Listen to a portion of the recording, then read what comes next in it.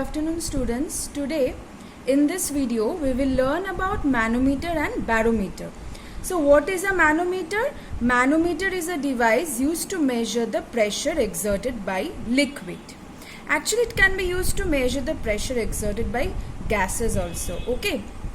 What is done in a manometer? See, can you see the wooden board? On this wooden board there is a scale attached. In this scale, the different readings of heights are given. Okay. Now, I'll tell you why. Now see this U-shaped tube, glass tube. One arm is say arm A, another arm is say arm B.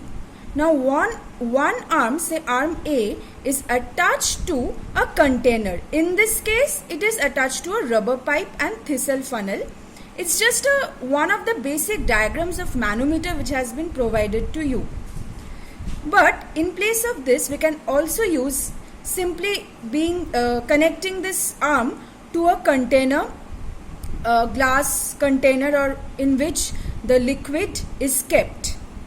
Now, see, another arm B, arm A is connected and arm B is left free. It's not connected to anything.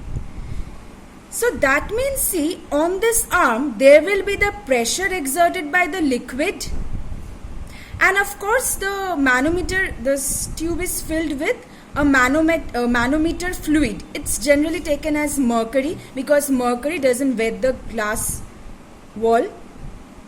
Now, the end which is free, on that end, what will be the pressure? Pressure exerted by the atmosphere. Now see, if the two pressures, pressure exerted on this arm and this arm are different, that means say the pressure exerted by liquid on this arm is more. What will happen? The liquid will rise in this arm more. Obviously, if this on this arm the pressure is the pressure is more, the liquid will be traveling up to this arm more. Now, can you find the difference in the levels of liquid in both the arms? It's denoted by H, small h. This is the reading in this arm. This is the reading in this arm. How can we take the readings? From the scale attached here.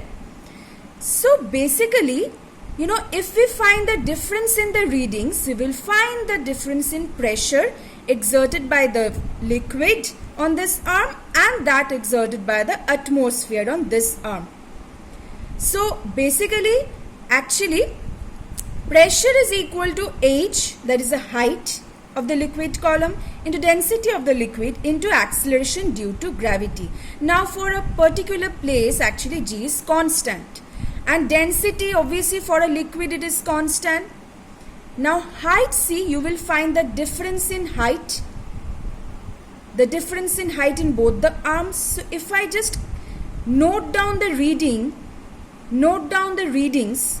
from these, say this is 50 and this is 20. 50 minus 20, that means we are getting 30.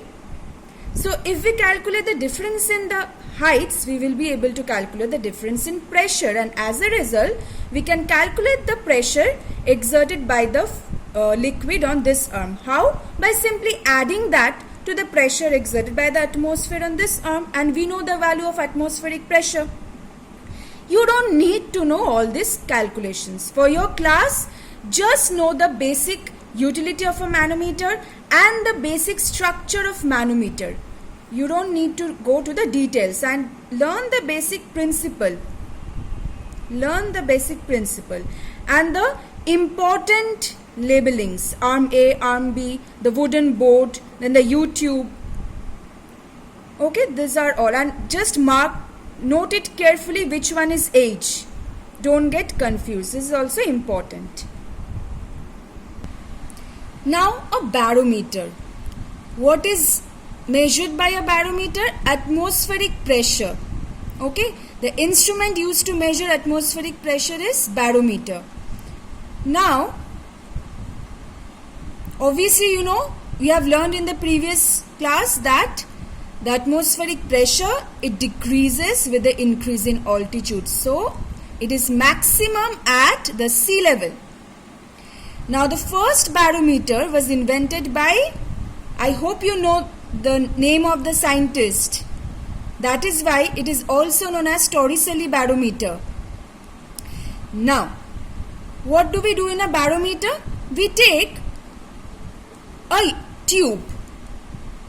We take a tube. One end is open, another end is closed. Now mercury is filled in the tube. Okay.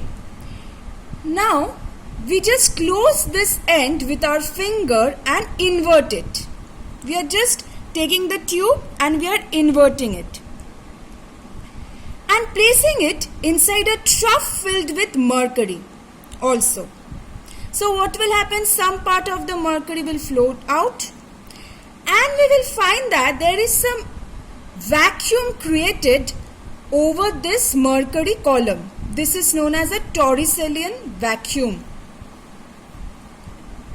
Now this height of the mercury, how much will the mercury be in the U-tube? Sorry, not the U-tube, the glass tube. What will be the height or the length of the mercury column in the tube? That depends on the atmospheric pressure.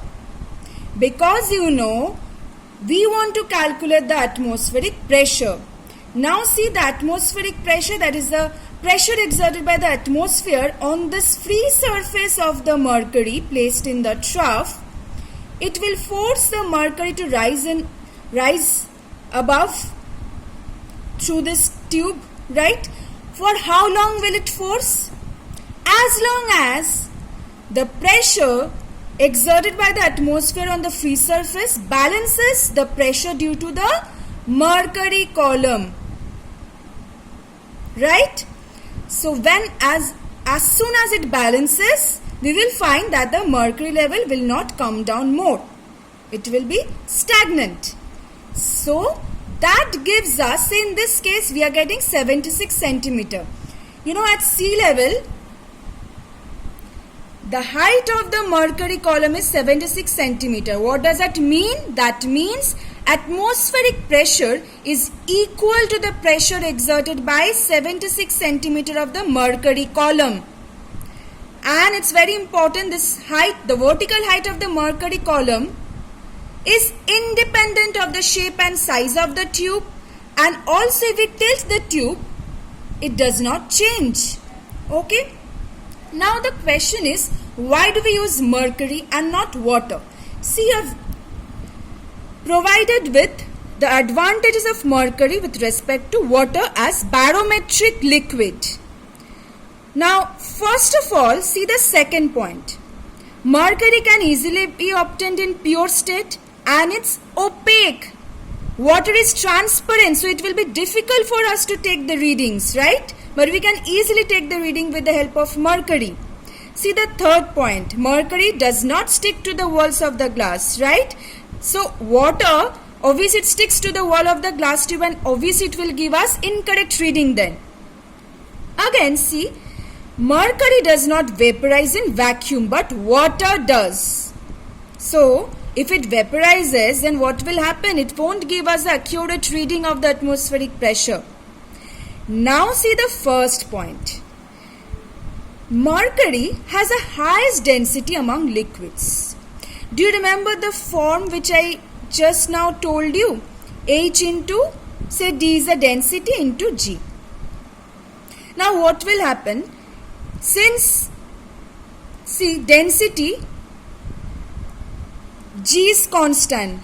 For a particular place, G is constant. Its value I told you to take it as, it's 9.8, but you can take it as 10 meter per second square.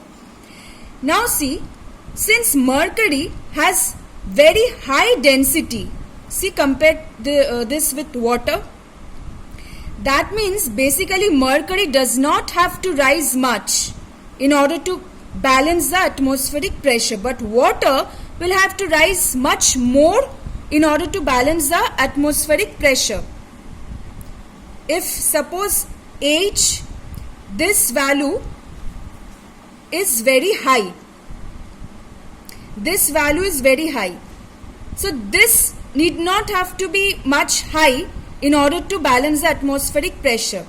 But if this value is very low, this has to be very high to balance the atmospheric pressure. So basically that's why we take mercury as a barometric liquid.